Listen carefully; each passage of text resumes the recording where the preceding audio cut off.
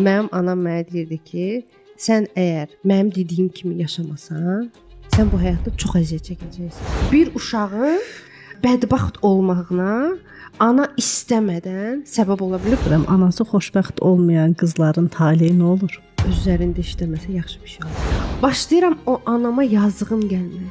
Yazığım gəldiyi andan etibarən mənim bütün həyatım darmadağın olur. Telefonu götürəndən sənin atan belə elədi, qardaşım belə dedi.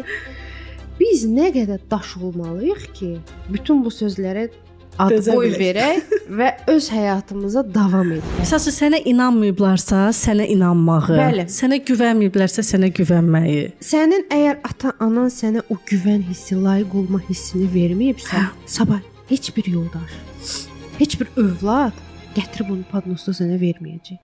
Poladova Kəmalə Asif qızı 1990-cı ildə Bakı şəhərində anadan olmuşdur. 10 nömrəli orta məktəbi bitirmiş, ali təhsilini Bakı Dövlət Universitetində almışdır. 2018-ci ildən şuuraltı elmlərin tədqiqatı ilə məşğuldur. Hazırda şuuraltı terapist olaraq fəaliyyət göstərir. Ailəlidir, 3 övladı var.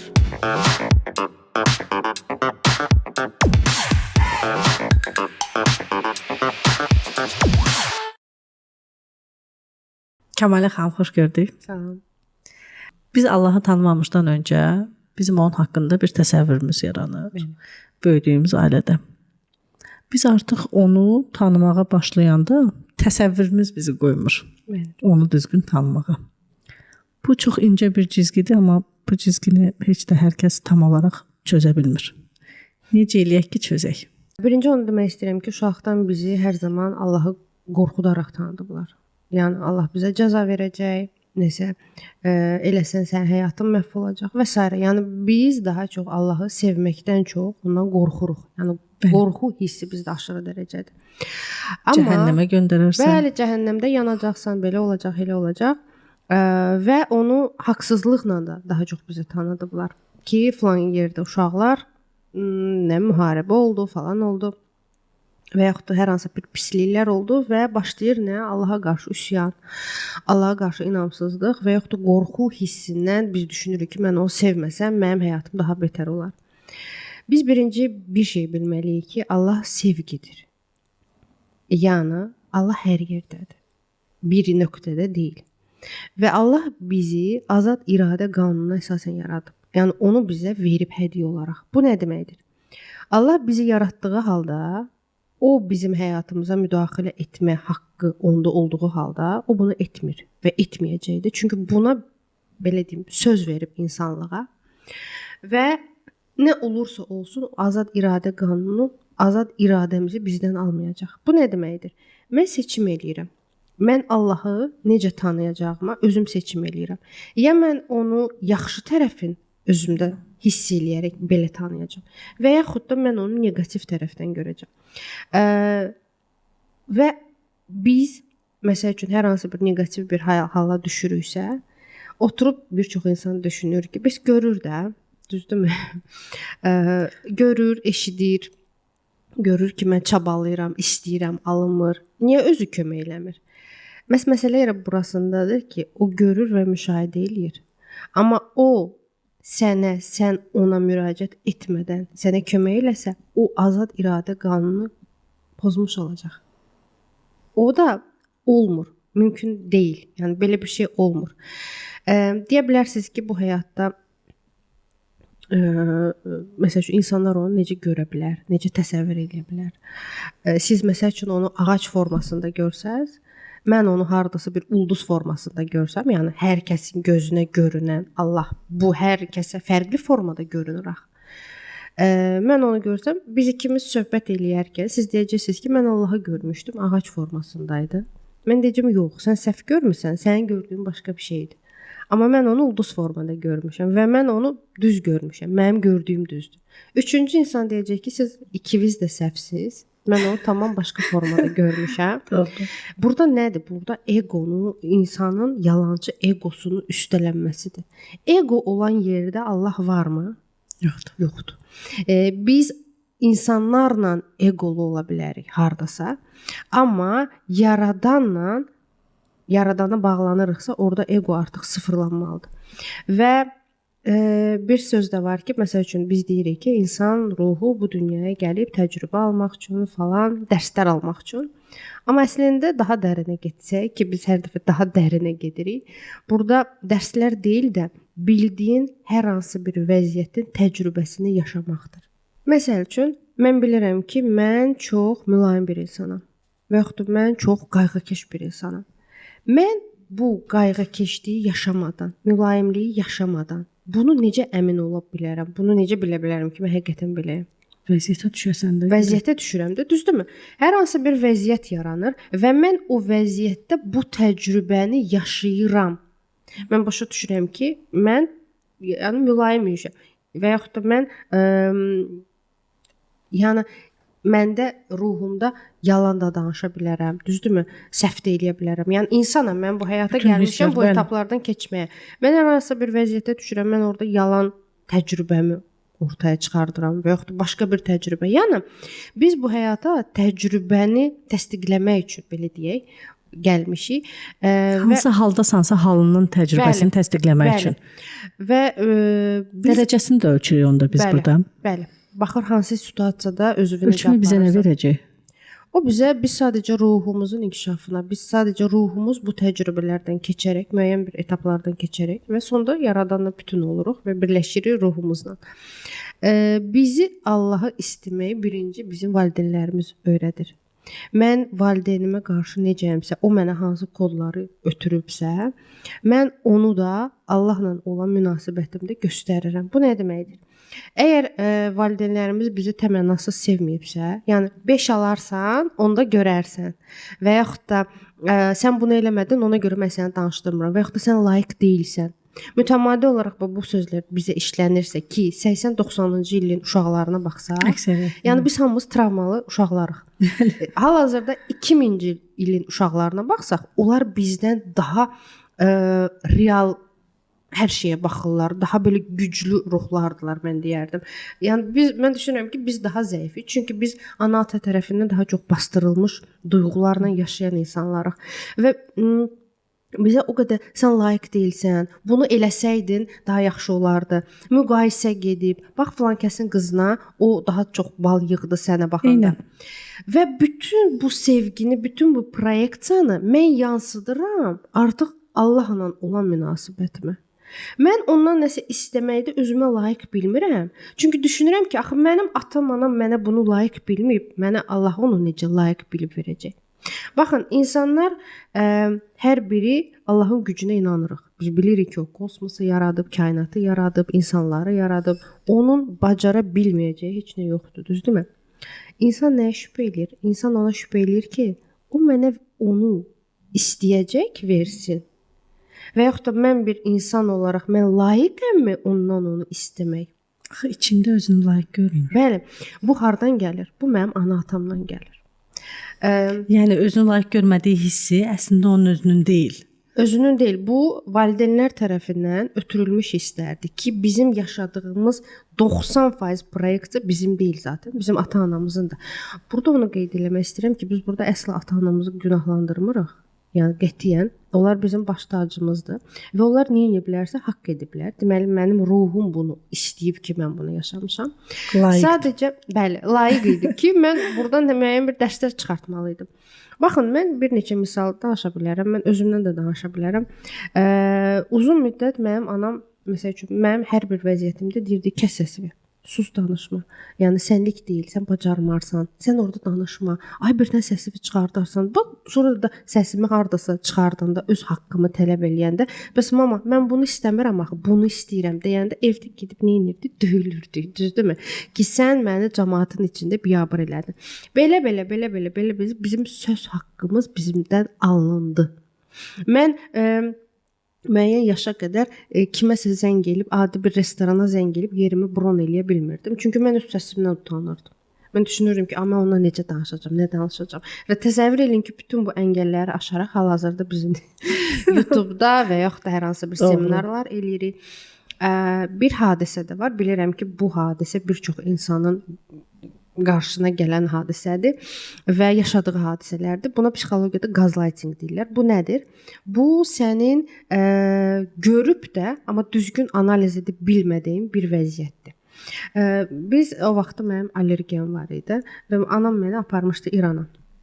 Müalicəyə. Sən demə İran dərmanlarında da dəhşət yuxu vermə bir funksiyası var. Yəni onu içirsən, qrip hotu idi ya da yəni qrip üçün olan bir dərman idi. Onu içirsən və dəhşət sənə yuxu verir.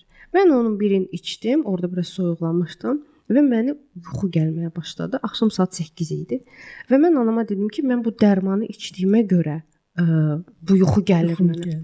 Mənim anam dedi ki, yox, sən tənbəlsən. Tənbəl olduğuna görə sən özünü vurmusan yuxuluğa.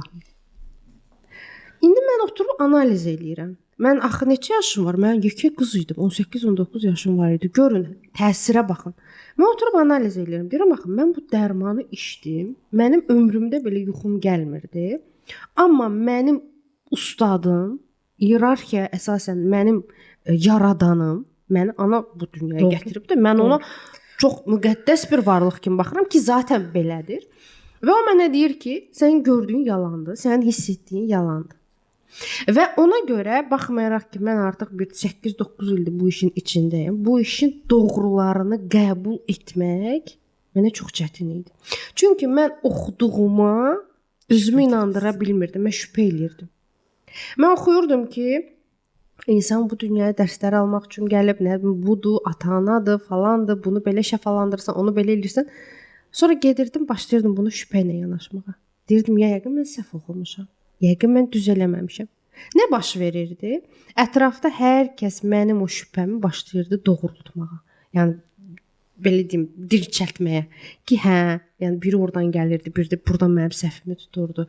Yəni, uşaqlıqdan gələn o travmalar, düşüncələr bizim həyatımızda çox böyük bir rol oynayır.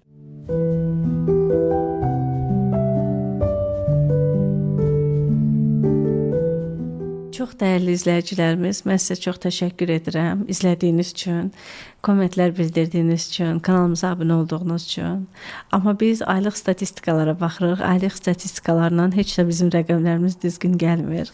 Baxırıq ki, izləyici sayı, izləmələrimiz real daha çoxdur, amma izləyici sayında isə rəqəmlərimiz artmır.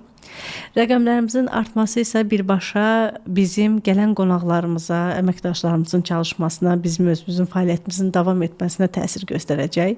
Bu sizin üçün çox sadəcə bir düymə basması ola bilər, amma bizim üçün isə böyük bir əhəmiyyət kəsb edir. Hər birinizdən çox xahiş edirəm.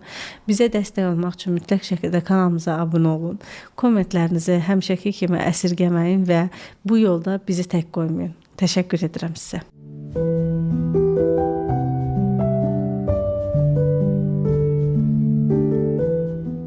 Bəs bu necə? Bax, deyim ki, başa düşdünüz ki, 18 yaşında belə bir hadisə baş vermişdi və bugün öyrəndiklərimə də şübhə eləyirdiniz ki, necə ola bilər? Bunu çözməyin özü görməkdir də, görməkdir. Müşahidə eləmək. Müşahidə eləməkdir. Bunu gördünüz, dərk elədiniz ki, əslində mənim oxuduqlarım tamamilə doğrudur. Sadəcə mənə doğma bir səs, əmr edici bir formada yəqin ki, olub olmayıb. Beynim onun dediklərini qəbul eləyib deyənə bu belə idi də. Bunu fərqinə vardınız. Nə oldu? Fərqinə vardım. Teta Healingdə belə bir texnika var ki, məsələn, o hissi, xüsusi bir texnika ilə o hissi qaldırırsan, onun yerinə onun əksini, yəni negativi qaldırırsan, onun yerinə onun pozitivi yükləyirsən. Bəli.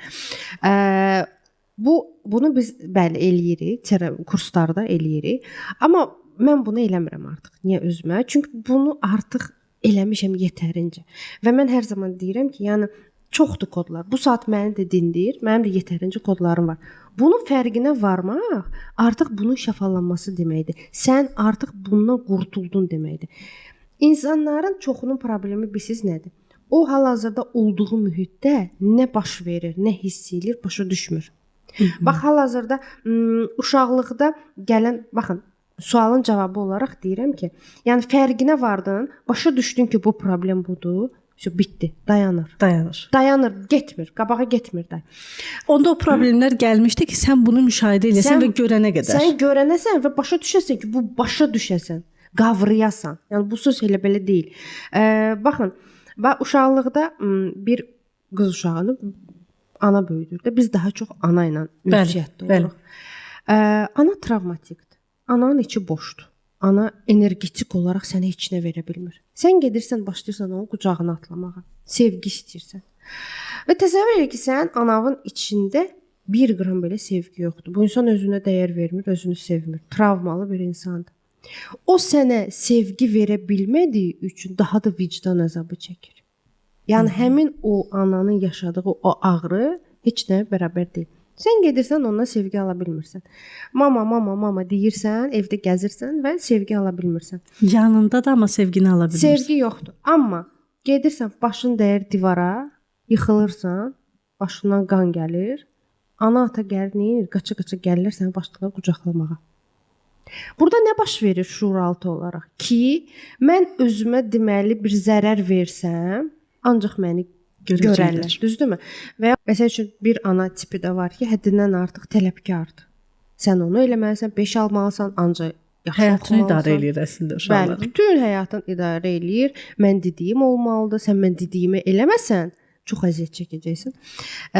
Mən ailə qurmamışdan qabaq, mənim anam mənə deyirdi ki, sən əgər mənim dediyim kimi yaşamasan, sən bu həyatda çox əziyyət çəkəcəksən. Həqiqətən də bu sözü mənə dedi.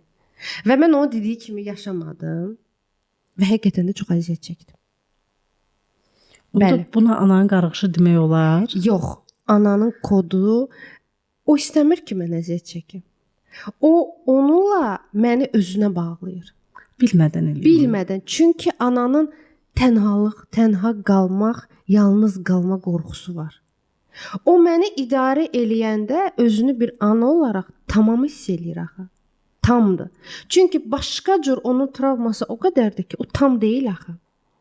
Travmalar çoxdur. Ailə həyatı olsun, deyim, öz ata-anası ilə münasibət olsun, bacı-qardaş olsun, fərq yoxdur. O tam olmadığına görə mən övlada məni idarə eləyə bilərdi, düzdürmü? Doğru. Məni idarə edilə bildiyi üçün mənə başlayır kodları göndərməyə. Mənə deyir ki, məsəl üçün də sən ailə qurmaq məsələsinə gəldikdə, sən ailə quranda çox əziyyət çəkəcəksən. Baxarsan. Və mən həqiqətən də ailə qurdum və mənim başıma gəlməyən qalmadı. Yəni həqiqətən də elə oldu. Mən bunu çox analiz edirdim ki, bu anamın qarğışı oldu, mənim övladımın xəstə olmağı. Bu hardanmı gəldi? Amma başa düşdüm ki, yox. Mən də energetik olaraq onunla bir idim deyənə, ondan asılıydım deyənə və orada nəsil kodu da var. Baxsam mənim nənəmin də həyatı eynidir də, düzdürmü? Və mən burdan da heç cürə bir çıxış yolu da tapa bilmirdim. O kod birbaşa mənə işləyir, çünki eyni frekansdayım, aşağıdayam. Aşağıda olanda isə o kod mənə təsir eləyir. Onu artıq mənim şuuraltıma, çünki o sadəcə bir dəfə deyilən bir söz deyil də axı. O uşaqlıqdan gəlir. Bax 5 almadın deyənə biz səni gəzməyə aparmırıq. Bax bunu gördün? Mən dediyim kimi sən eləmədin, axırda sən başladın əziyyət çəkməyə. Və mənim hər zaman beynimdə idi ki, mən anamın dediyi kimi etmədim deyənə mən ona görə əziyyət çəkirdim. Amma mən analara belə məsləhət görmürəm. Yəni etməyin həqiqətən də. Çünki uşaqlar sonra çox əziyyət çəkir. Və yaxud da bir var bilib eləyirlər Kəmal xanım, bir dəfə bilmədən eləyirlər. Mənim anam məni çox sevdiyindən bunu elədi. Əslinə baxsaq, ananızı danışdırsaq, o deyir ki, mən onu sevmişəm, onu qorumaq üçün eləmişəm. Mənim anam bu saat mən ona desəm ki, sən mənim uşaqda döyməsən, eləmirsən, o qırğın salır ki, yəni mümkün deyil. Necə yəni mən səni döymüşəm? Yəni baxın, bura qədər gətirib çıxardır. Bir uşağın bədbəxt olmağına ana istəmədən səbəb ola bilər. Burada əsla və əsla heç kimi qınamırıq. Mən də anayam. Mən də bilmədən nəyisə səbəb ola bilərəm. Mən burada başa salmaq istəyirəm ki, siz analarınızı olduğu kimi qəbul etməlisiniz. Otur ananın həyatını analiz elə. Gör bu hansı etaplarda, nəyə görə bunun psixologiyası hal-hazırda bu vəziyyətdədir. Nə yaşadı ki, o sənə onu ötürdü. Bu cür insan Allaha yaxın ola bilər. Yəni Allah O deyəcək ki, mənim atam, anam məni istəmədi. Məni atam, anam istəmədiyi halda məni Allah mı istəyəcək? Yoxdur, o mu mənə yaxşı bir şeyə layiq görəcək? Görün bununla bu necə bağlıdır. Yəni boş yerə demirlər də ata-ananızı olduğu kimi qəbul eləməlisiniz. Əslində bizim bədbəxtçiliyimiz bizim özümüzü ayrı bir varlıq kimi görməməyimizdir. Bəli. Biz inanmırıq ki, biz ayrı bir varlığıq. Biz bu mövzuya gəldik. Kəmal xanım, mən belə bir sual vermək istəyirəm ki, həmişə hər yerdə hər birimiz eşitmişik ki, Allah təkdir. Necə düşünürsüz? Biz də təkikmi? Biz də təkik. Biz niyə təkik? Çünki Allah bizi öz enerjisindən yaradıb, öz nəfəsindən yaradıb. Biz ona bənzər dediyimiz halda o da bizim kimi bir insandır deyə deyil. Bizim yaşadığımız hər bir his Allahda da olan hisslərdir. Loru dildə desək. Mənim kədərim onda da var. Mənim gülümsəməm onda da var. Mənim ağlamağım onda da var. Yəni onda olmayan heç nə məndə yoxdur. Məndə olmayan heç nə onda yoxdur. Həyat bir dərslərdən ibarətdir. Pis və yaxşı yoxdur. Nisbidir. Kimsə sənə öz yaxşı üzün göstərə bilər, kimsə sənə pis üzün göstərə bilər. Buna əsasən mən bir şeyə keçən videoda bəli, xoş rəylər çox idi, amma bir ana bizə yazdı ki, bəs mənim balam rəhmətə gedib. Mən bunu necə qəbul edeyim? Doğru. Və biz bəli gözəl şeylər danışırıq. Məsəl üçün deyirik ki, Allah sevir, Allah mərhəmətlidir falandır. Bunu öz övladını bastırmış anaya necə başa salmaq olar? Mümkün deyil də, düzdürmü? Yəni o ana bizə baxacaq deyəcək, siz kefdən danışırsınız. Biz bəli danışırıq, həyat sənin əlindədir. Sən qabağa gedə bilərsən, sən dua elə, falan elə. Amma övladın itirmiş anaya bu biraz otuzdurmaq bu məsələni çox çətindir. Mən o cür analara buradan səslənib demək istəyirəm ki, nə qədər çətin olsa da siz əlinizi göyə qaldırın. Nə qədər çətin olsa da bacarmasanız da, çünki mənim burada hər hansı bir sözüm sizin ağrınızı, acınızı azaltmayacaq. Çünki mən insanam, mənim də övladım var. Mən bu qədər bəli gözəl danışsam da, necə danışsam da oğlumun, uşaqların biri xəstələnsə, mənim artıq bütün dəli olmaq üzrəyəm ki, necə yəni? Orada bəli bir anlıq təslimiyyət belə unudursam, başlayırsan analıq instinkti o qədər çoxdur. Dərhal. O qədər çoxdur. Yəni təsəvvür edin ki, Allah bizə bu anaya bu hissi o qədər möhtəşəm bir şəkildə verib ki, və biz hər bir şeyi unuduruq, hər kəsi unuduruq. Yəni biz övladımıza görə insanları parçalayarıq. Və o cür analara demək istəyirəm ki, çətin də olsa istəyin ondan. Çünki onu verən də siz Allahdır. Onu sizdən alan da Allahdır. Nə üçünsə, sizin pisliyinizə görə deyildi. Bəlkə sizin övladınızın ruhu daha yüksək mərhələyə keçir ki, əminəm ki, zaten belədir. Əslində. Və o təsəllini özü sizə verəcək. Necə verəcək? Nə cür verəcək? Hansı yolla verəcək? Bəlkə kimlə isə verəcək? Bilmirəm. Amma o cür analara demək istəyirəm ki, övladlarınızın ruhu üçün yəni Allahdan istəyin. Çünki siz anasız və ananın etdiyi hər bir dua öz övladına çox möhtəşəm bir şəkildə onun ruhunu belə şəfalandırır. Yeganə varlıq anadır ki, duanın övladının taleyini dəyişə bilər. Bəli.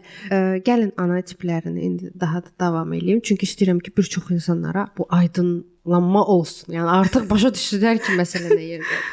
Elə ana var ki, soyuq ana. Mənim anam çox soyuqdur.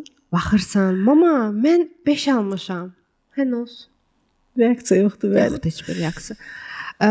Mama, məni işə qəbul elədilər. Hə, nə olsun? Səni qəbul elədilər də. Yəni hamını qəbul edirlər, səni də onların içində. Allah bilə təsadüfi şəkildə keçmisən. Mən buradan sizə də səslənirəm, bizə baxanlara da səslənirəm. Nə qədər insanın anası çox insan öz analarınızı bəlkə hal-hazırda təsəvvür edirsiniz. Gözündə işıq yoxdur. Yəni anaya söz deyirsən, sən bilmirsən o sənə sevinir, kədərlənir, yaxşıdırmı, pisdirmi? Mən də vaxtilə öz anamı buna görə qınayırdım. Deyirdim, mama, sən mənim uğurlarıma sevinmirsən. Mama, mən televizorda göstərdilər, sən yenə də sevinmədin. Düzdür, onda hələ işimə təzə-təzə başlayırdım. Və sonra anam mənə bir söz dedi ki, dedi bala, mən o qədər sevinirəm. Yəni sən hal-hazırda bu uğurları qazanırsan deyənə, sadəcə mən qorxuram ki, bir də sevinərəm. Yəni sənə nəsə olar da, pis nəsə olar.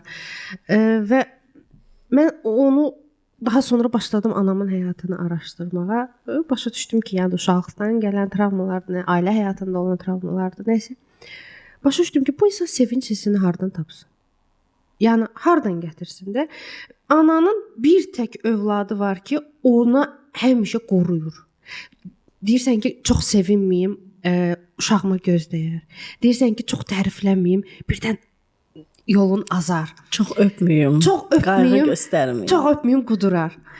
Və onları bütün günü beynində fikirləşirsən ki, mən nə eləyim ki, övladıma ziyan olmasın və sən onu istəmədən gətirirsən bu sönmüş gözlərlə onu ortalığa çıxardırsan. Və həmin uşaqlar gedir orada burada nə deyir ki, mən də bunu etmişəm. Mama mənim uğurlarıma sevinmədi. Mama sevinməyə bacarmır. Nə eləsəm də dəyərsiz bilir. Onu qınamaqdansa onu başa düş ki, mama nə üçün sənə bu reaksiyanı göstərir? İnanın ki, siz o ananı başa düşəndə ki, onu bəlkə əllərindən öpəcəksiniz ki, hər şey qorumaq üçündür. Amma bunu başa düşmək lazımdır. Amma qorumağa gələnə qədər Kəmalə xanım, insan həyatı alt-üst olur deməyim də. Yəni sən böyük bir mərhələlərdən keçirsən. Siz nə baş verir? Həmin qızlar və yaxud oğlanlar olsun, fərq yoxdur, övlad hər zaman özünə bir sual verir. Məni niyə istəmir heç kim? Gedirsən işə, müdür sənə qarşı belə bir cürdür. İş yoldaşları səni oturub durmur. Gedirsən ailə qurursan, yoldaşın birini deyir, biri beşini demir. Anasının, bacısını daha çox istəyir. Gedirsən, övladın olur. Baxırsan ki, övladın nənəyə, bibiyə, xalaya daha çox gedir, sənə getmir. Və sən oturub özünə sual versən ki, məni niyə heç kim istəmir? Bax, bu kod ananın bax bu cür sönük gözləri, mən indi yaxşı pozitiv tərəfi, sizə ümid olan tərəfini danışıramsa, bunun neqativ tərəfi budur ki, sən özünü hər zaman insanlara başlayırsan yaxşı göstərməyə. Mən onu deyim bəlkə məni sevərlər. Bunu deyim bəlkə məni sevərlər. Nəticə etibarilə sevirlərmi? Yox, sevmirlər. Daha da əzillər, düzdürmü? Və yaxud da bəzi analar var ki, ataları haqqında, öz yoldaşları haqqında, yəni sizin atalarınız haqqında sizə şikayət edirlər. Telefonu götürəndən sənin atan belə elədi, sənin belə baxdı, qardaşın belə dedi. Biz nə qədər daş olmalıyıq ki, bütün bu sözlərə ad boy verək və öz həyatımıza davam eləyək. Doğru. Düzdürmü?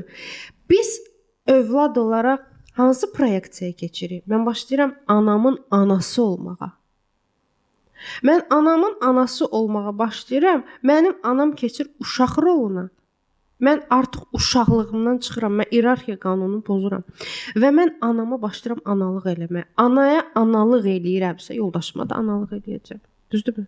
Övladıma isə uşaq olacaq. Çünki tarazlıq pozulur. Qanunları pozulur. Tarazlıq pozulur.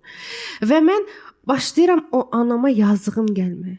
Yazığım gəldiyi andan etibarən mənim bütün həyatım darmadağın olur. Niyə? Övlad anaya yazığı gəlməməlidir. Çünki analarımız və atalarımız bizdən üstün ruhlardır. Onlar güclüdürlər. Biz onları zəif bilirik. Mən deyirəm ki, mama yazıqdır, dözdü bu həyata, niyə dözdü? Mənim atam məsəl üçün ona qarşı pis idi və yaxud atam niyə dözdü anamla həyata? Bu yazıq zət deyirlər onlar. Yəni çox da yaxşı belə normal ağılları yerində olan insanlar da onların seçimidir bu. Demək ki, onlar ayrılsaydılar, ikisinə də sərf eləməyəcəkdi. Amma o sərf eləməyən tərəfi mənə gəlib demirlər axı. Sənə görmədik, əslində sənə göstərmədikləri tərəflərini göstərirlər. Göstərmədiyi tərəflərini və səni günahkar çıxartmağa. Mən deyirdim ki, anamın bu vəziyyətində səbəbkar mənəm. Mən nə edirdim şuuraltı? Mən özümü xoşbəxt olmağa qoymurdum. Anam xoşbəxt deyil. Anam xoşbəxt deyil. Mənə görə mən kiməm ki, xoşbəxtliyə layiq olum? Sonra övladım oldu. Mən övladımla sınandım. Ən böyük, yəni bədbəxtçılığı yaşadım. Və yenə də özümü günahkar sayırdım. Deyirdim mən yaxşı ana deyiləm. Mən yaxşı ana olsaydım, mənim övladım xəstə olmazdı. Çünki mənim övladım da xəstələndə də mənim anamın dediyi sözü oldu ki, sənə görə xəstələndi. Mənim oğlum 2 dəfə çay tökülmüşdü üstünə, qaynar çay. Onu mənə illərlə dedi. Dedi ki, sən onu yandırdın. Sən elədin. Yəni mən bunları niyə danışıram? Bunu bir mənfi kod kimi götürməyin. Kimlərsə inkişafa daha asan gedir. Çünki onun bu kodları azdır. Mənfi kodlar azdır. Bildiniz necə? Yükü azdır. Yükü azdır. Mən inkişafa hələm-hələm gedə bilmirdim. Məni bir də çünki məni hər zaman saxlayırdılar. Məni dəyərsiz olduğumu, ağılsız olduğumu, hər zaman mənə layiq olmadığımı. Bax məsəl üçün hər hansı bir işə girirdim, yaxşı bir işə girirdim. O vaxt ingilis dilində yaxşı bilirdim. Mama birinci sözü bilirsiniz nə idi? Sən idi. Orada elə diri baş qızlar var ki, sən orada bacarmarsan. Ay qızım, ay qurban. Özü onu mənim bu formada deyirdi. Ay qızım, ay qurban olum, sən onu bacarmarsan. Bala ora sən idi. Əslində qorumaq mənasında deyir. Amma gör necə vurub partladırdı məni. Mən ingilis dilini hamıdan yaxşı bilirdim. Rus dilini tərtəmiz, riyaziyyatı gül kimi. Hələ bu elmlərə gəlməmişdim. Mən gedirdim orada işləyirdim. Baxırdım ki, mən bunu da bilirəm, onu da bilirəm, bunu da bilirəm. Amma mən ortalıqda yoxam. Və mən o qədər əzik bir insan idim ki, yəni əzilmiş bir insan idim. Mən deyirdim ki, sən bir də məni görməsinlər. Yaxşı mənada belə. Yəni müdir sabah gəlib deməsin ki, sən bu Excel-də nə qəşəng tablitsa düzəltmisən, nə qəşəng belə sistem yaratmısan. Mən onu belə düzəldirdim və orada kiməsə deyirdim ki, nə sən eləmisən.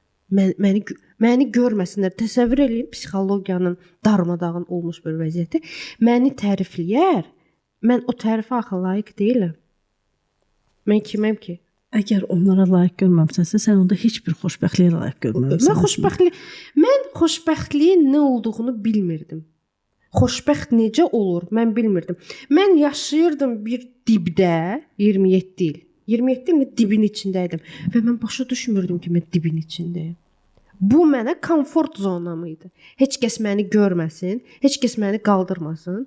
Yəni mənim çıxıb YouTube-da millərlə insan tərəfindən bəyənilməyim həmin yaşda mənə desəydilər, deyərdim siz dəli olmusunuz. Mən kiməm ki, çıxım orada nəsə danışım. Bəli, indi bu gündə, indi 35 yaşım var. Mənim anam da, atam da mənimlə çox fəxr edirlər. Bəli. Və mən bu təlimlərə gələndə heç kim məni dəstəkləmirdi. Bəzən bizə xanımlar yazırlar ki, Kamal xanım, anam dəstəkləmir, yoldaşım dəstəkləmir. Məni heç kəs dəstəkləmirdi. Mən təlimə ağlaya-ağlaya gedirdim, təlimə ağlaya-ağlaya çıxırdım. Amma mən gedirdim. Mən bu işlə otururdum gecələr, bunu heç kim məni görməsin deyə və yaxud da deməsin, yenə getmisən orada. Nə ilə məşğulsan? Nə edirsən? Onsuz da alınmayacaq. Ay, sənlik deyil deməsin deyənə mən oturub onu öyrənirdim. Və indi bugün hər kəs ətrafımda mənimlə fəxr edir. Çox qəribədir Kəmal xanım. Burada bir sual ünvanlamaq istəyirəm. Anası xoşbəxt olmayan qızların taleyi nə olur? Öz üzərində işləməsə yaxşı bir şey olur. İşləməsə ondan betər olar. Betər. Ya biz öz üzərimizdə, baxın, deyəcəksiniz ki, o qədər anaları bədbəxt yəni uşaqlarını bədbəxt edən övladlar var ki, gedib uğur qazanıblar. Onlar niyə uğur qazanırlar? Çünki anaları atalarını olduğu kimi qəbul ediblər. Çünki qəbuldur. Budur. Mən ondan heç nə gözləmirəm. Mən ondan tərif gözləmirəm. Mən ondan qayğı gözləmirəm. Olduğu kimi qəbul eləyirəm və başa düşürəm ki, o mənim atam-anam idi. Mən də ruh olaraq, nəvası olaraq seçmişəm. Onda biz hisslərimizi söndürməliyik. Yox. Qəbul etməliyik. Qəbul etməliyik. Niyə hisslərimizi söndürürük ki? Biz hisslə yaşayan insanlarıq. Bax bu saat mən indi burada oturub bu mövzunu danışa, mənim anam mənə zəng eləsin, desin ki, mənim axşam səninlə ciddi söhbətim var. Məni soyuq tər aparacaq. Amma mən bunu burada deməyə niyə çəkinmirəm? Bu da mənim bir tərəfimdir. Mən Kəmalə olaraq bütün proqramlarımı özümdə sıfırlasam, hər şeyi mükəmməl eləsəm ki, eləyə də bilmərəm. Düzdürmü? Buna mənim həyatım getmir. Mən onda Kəmalə olmaram axı. Mənim orada deməli mənim o anadan alacağım var ki, bəzən bir də görsən zəng edir ki, mənim axşam mən əvvəl məsəl üçün mən harasa gedirdim, mənim anam zəng edirdi. Hardasan? Falan yerdəyim. Axşam gələrsən, səninlə söhbətim var. Çox. Həmin günü mənim həyatım məhv oldu. Yekə adamam, yəni övladım da var, artıq anayam. Mənim artıq həyatım məhv olurdu. Bir də ki, bizim kimi xanımların, qızların hər zaman analarımızı qane etmək kimi bir borcumuz var. Sanki anamızı xoşbəxt eləmək. Mən də əslində o atamdadır. Atamızı qaynısa, atam qane olsun, atam görsün. Ata qane olsun, Eynən. bir də anamı xoşbəxt eləmək. Anamı xoşbəxt etmək. Yəni hər kəs anamı bədbəxt eləyir. Anam mənə görə bu zülmü çəkir. Çünki mən qız uşağıyam. Bu da mentalitetdən gələn qoxdur. Mən qız uşağıyam. Mənim anam birdən ayrılsa və yaxud da hər hansı bir qərar versə, bu mənim həyatıma təsir eləyəcək. Bu da mənim öz yoldaşıma olan mənfi hissimi başlayır nə etməyə, oyatmağa. Sən günah. Gedir ona qədər çıxır. Heç onun heç söhbətdən xəbər yoxdur. Və mama mənə bunu yüklədikcə, mən axı onunla bir evdə yaşayıram. Mən onu başlayıram nifrət eləməyə. Bəs münasibətlər harda darmadağın olur? Sən onu başlayırsan günahlandırmağa. Bu övlada qədər belə keçir. Sən övladın olur. Sən anava görə nələrisə məsəl üçün udursan, ailə həyatıdır da və utduğun üçün özünə nifrət eləyirsən. Çünki anam bunu sənə kodu yüklüyüb baxır. Mən sənə demişdim axı sən mən dediyimi eləməsən sən xoşbəxt olmayasan. Bu yoldaş da deyir, bu sözləri sənə təsdiqlətdirir. Təsdiqlətdirir, sonra övladı olur, düzdürmü? Və övlada qarşı başlayırsan aqressiv yanaşmağa. Şuuraltı olaraq onu da günahlandırırsan. Bəlkə sən olmasaydın mən bu işgəncənin içində olmazdım. Görün haralara gedir. Əslində döngüdür. Böyük bir döngüdür. Təsəvvür elə ki, insan ömür gedir bu döngüdə. İnsanlar var ki, 70-80 il bu döngüdə yaşayırlar. Dəyişmirlər. Deyirəm sizin psixologiyavız bunu necə dağıtmır, necə dağılmırsınız siz? 2017-2018-ci illərdə dayanmadan mən ürəyim qarışırdı, mədəm ağrıyırdı. Mən durduq yerdə başım gicəllənirdi. Yəni küçədə gedirdim, həqiqətən başım gicəllənirdi. Ruh artıq imtinaya keçmişdi. Çünki ruh vicdan əzabı çəkir, ruh öz həyatını yaşamır. Axı ruh bu dünyaya bu cür, bu kaşamalaşada yaşamağa gəlməyib axı. Dərslər alıb, təcrübə eləyib, normal bir həyata dönməyə gəlib. Kəmalə isə hər günü güclə, bəla ilə yaşamaqla keçirir. Qış olurdu, mən qışa sevinirdim. Qışda niyə sevinirdim? Axşam 6-da hava qaralırdı. Və mən 7-də girirdim yerimə, yatırdım. Çünki mən öz yaşayışıma nifrət elirdim. Mən yaşaya bilmirdim. Həqiqətən mən yaşaya bilmirdim. Mən bu, üzr istəyirəm sözümə görə, dəlixanada mən yaşaya bilmirdim. Çünki bitmir.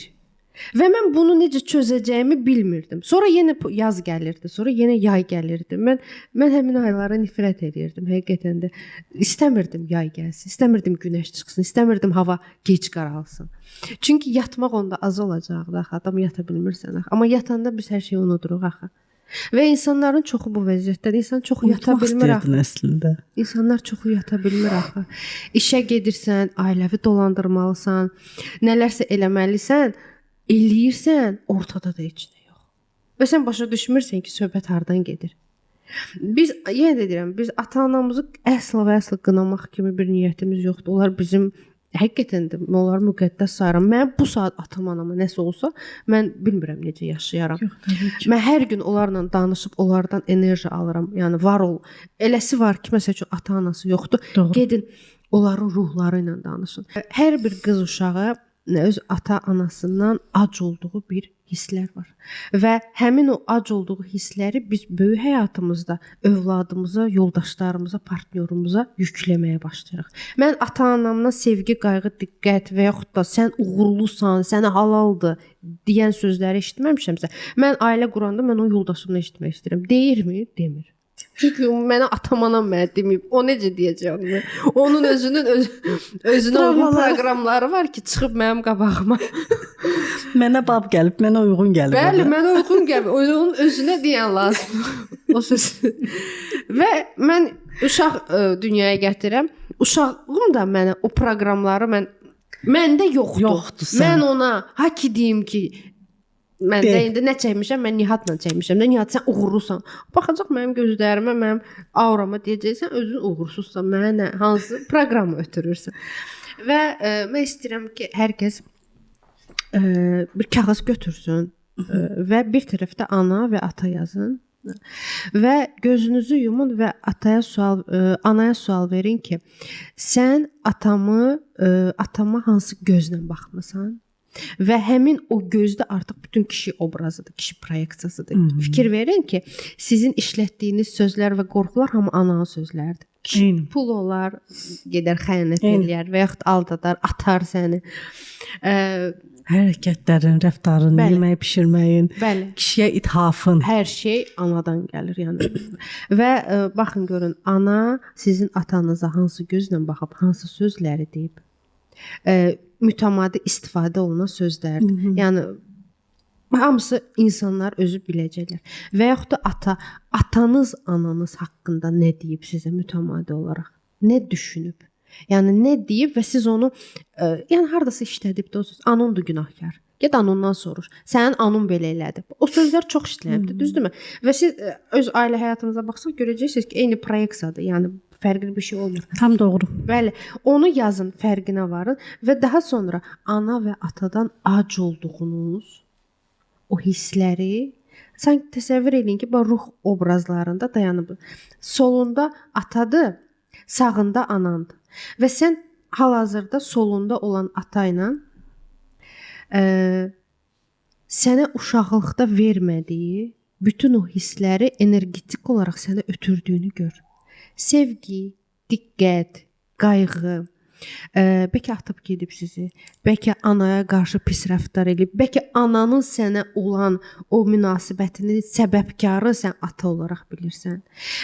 Və yaxud da fərq yoxdur, nə olursa olsun, hər kəsin öz həyat istədiyini də, yəni nə istəyirsənsə. Bax, nəyə açsan, nəyə almaq istəyirsən? Nəyə açsan, həqiqətən də başa düşülməyə. Əsası sənə inanmayıblarsa, sənə inanmağı, sənə güvənməyiblərsə, sənə güvənməyi. Sənin əgər ata-anan sənə o güvən hissi, layiq olma hissini verməyibsə, sabah heç bir yoldaş, heç bir övlad gətirib onu padnosda sənə verməyəcək. Əksinə, onu sənə əksin verəcəklər. Birinci bizi vuran, hər zaman deyirəm, yoldaşımız və övladlarımızdır. Çünki onlar bizim ən böyük dərs ustadlarımızdır, həyatdakı dərslərimiz. Sən əgər onu kimdənsə gözləyəcəksənsə, uduzacaqsan. Mən əgər gəlirəm, gözləyirəm ki, Aytən mənə tərifləsin, desin, Kəmal, sən nə əla danışmısan, nə arada görürsüz, mən sizə soruşdum, necə danışdım, o mənim uşaqlıq travmam özünü göstərir. O məndə getmir. Amma mən ondan yaşamağı öyrənmişəm. Budur. Siz də yaşamağı öyrənin, qəbul edin ki, bu sizdə var. Arada onu birləşdirin, arada bunu birləşdirin, amma ondan asılı olmayın.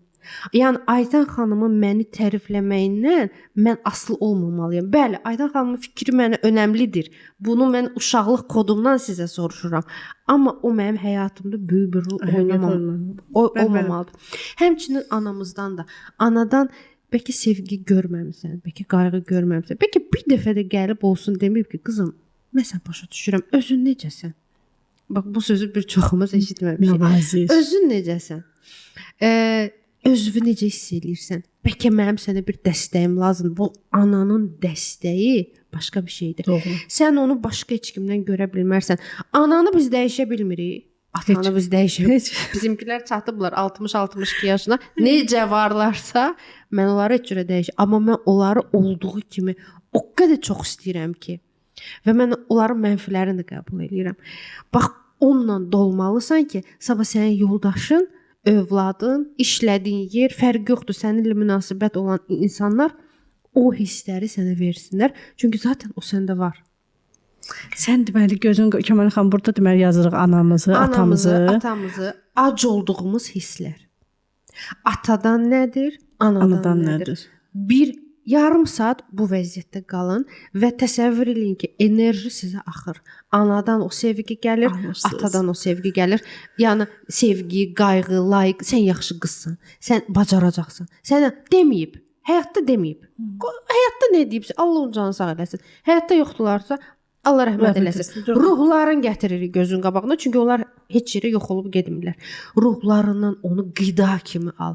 Hər gün onu etdikdən sonra artıq sən görəcəksən ki, dəyişirsən. Təqribi neçə gün eləsinlər Kəmalə xanım? Ümumiyyətlə bütün praktikaları ən azı 21 gün eləmək lazımdır. Bu tipdə olan praktikalar 21 gün eləmək lazımdır. Birinci günlər əsnəmə tutacaq, yorğunçuluq olacaq, bezəcəksiniz. Beyin eləmək istəməyəcək, bəhanə gətirəcək. Deyəcək, o praktika ilə səni görən olacaq ki, dəyərsizləşdirəcək, çünki səni də dəyərsizləşdiriblər. Amma siz bunu daim və daim eləsəniz, ən azı 21 gün ərzində möhtəşəm olacaq. Biz keçmişimizi düzəldəndə gələcəyimizi qurmuş oluruq. Ata-ana ilə ata-ananın onları düzəltmədən, olduğu kimi sevməyə başlayanda, Dəyişmədən, heç bir dəyişiklik etmədən bu cür sevirəm və artıq mənim həyatım dəyişir. Həqiqətən də dəyişir. Biz bunu mən özüm bunun bir nümunəsi. Bəli. Canlı qəhrəmanım. Bəli. Kəmalə xanım, əslində bu mövzu çox dərin mövzudur. Sizin sözünüzdə həqiqətən böyük bir həqiqət var ki, mən də baxsam, məndə də milyonlarla kodlar var. Hansı kodlar ki, sənə tam təsir etmir? Düşünürəm ki, onların həyatına təsiri də daha zəifdir. Amma hansı kodlar ki, səni tətikləyir, səni dəyişməyə məcbur eləyir və bu həqiqətən səndə böyük bir iz qoyduğunun göstəricisidir. Əgər sən bunun bir dəfə fərqinə varmısansa, sən artıq bunun üzərində işləməlisən. Bəli. Mesajını almısan. Bəli. Sən almısansa, bunun üzərində işləmirsənsə, sən deməli hələ də özünlə üzləşməkdən əksinə qaçırsan. Məsuliyyəti götürmürsən, məsuliyyətdən qaçırsan. Ona görə mən özümdə mütəmadi bunları eləyirəm və bunun üzərində işləyirəm. Mən buradan izləyicilərimizə demək istəyirəm ki, bu praktikaları indi təlimə gələ də bilərlər, gəlməyə də bilər, amma evdə ən azından bunları etməkləri onların daha yaxşı nəfəs almaqları üçündür. Əslində onlar daha yaxşı nəfəs alacaqlar və daha yaxşı baxıb və görə biləcəklər.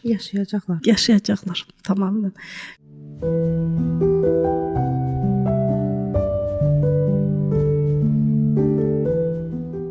Çox sağ olun. Çox təşəkkür edirəm. Hüseyn bizə deyir ki, burada bizim vaxtımız bitdi. İnanıram ki, izləyicilərimiz üçün də çox faydalı oldu. Faydalı oldusa onların şərhlərini gözləyirəm. Yeni görüşlərdə görüşmək ümidi ilə. Təşəkkür edirəm. Sağ olun.